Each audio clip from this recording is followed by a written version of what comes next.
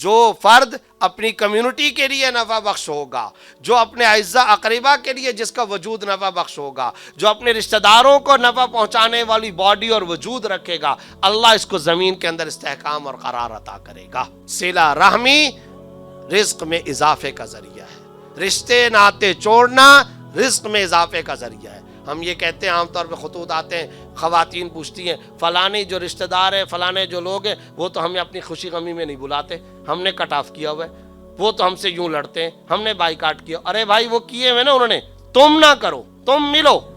تم تعلق رکھو، اس وجہ سے نہیں کہ تم کو ان کو راضی کرنا ہے، اس وجہ سے کہ تم کو اپنی زندگی بڑھوانی ہے کہ نہیں بڑھوانی بھائی، تم کو اپنے رزق میں اضافہ چاہیے کہ نہیں چاہیے، تم کو مرنے کے بعد اچھے ناموں سے یاد ہونا چاہیے کہ نہیں چاہیے، اللہ کی رضا چاہیے کہ نہیں چاہیے۔ اگر تم کو اپنا مفاد عزیز ہے، ان رشتہ داروں کے ساتھ ان کے بائیکاٹ کرنے کے باوجود بھی اچھا تعلق رکھو۔